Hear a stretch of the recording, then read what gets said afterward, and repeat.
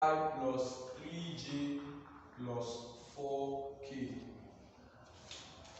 Now, if I ask to find the square, the sum of the squares of the direction cosine, I think for any vector that should be 1.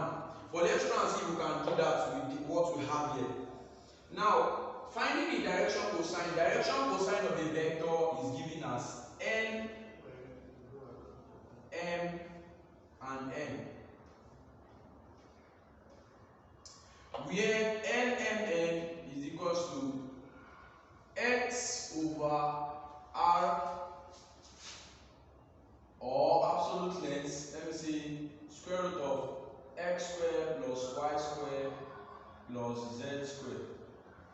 Then comma y over square root of x squared plus y squared plus z squared, comma z over square root of x squared plus y squared plus z squared.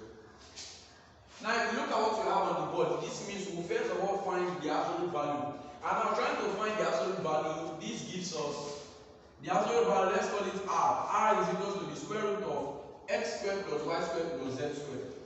And x squared is x is 2. Therefore, the x squared is going to be 2 squared plus the y squared is going to be 3 squared. 3 squared plus z squared, which is 4 squared. This is equal to square root of 2 squared gives us 4. 4 plus 9 is 13. 13 plus 16 gives us 29. Punching this on your calculator, you will also get 29.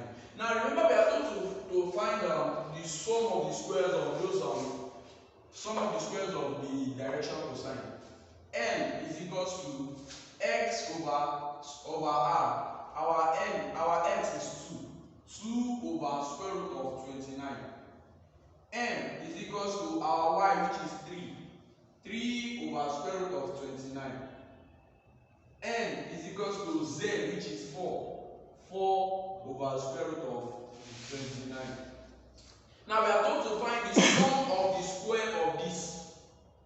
Now from here we can as well just say m squared is equals to 4 over 29. Squaring here and squaring here. Squaring the denominator gives 29. Squaring 2 gives 4. If you square m now, m squared gives us 9 over 29. N squared also gives us 16 over 29. And we are asked to find the sum of these squares. That is, we are asked to find m squared plus n squared plus n squared. And this is equal to 4 over 29 plus 9 over 29 plus 16 over 29. Now, because what we have under the denominators, because they are the same, I can as well decide to take just one to have it like this, and then 4 plus 9 plus 16. 4 plus 9 plus 16. You could as well use LCM to get this. And 4 plus 9 gives us 13. 13 plus 16 gives us 29. 29 over 29, which gives us 1. And I'd like you all to go and prove whether the sum of the squares of any vector is equal to 1. So that when you see it in your exam, you won't have to go all this long process to find your answer.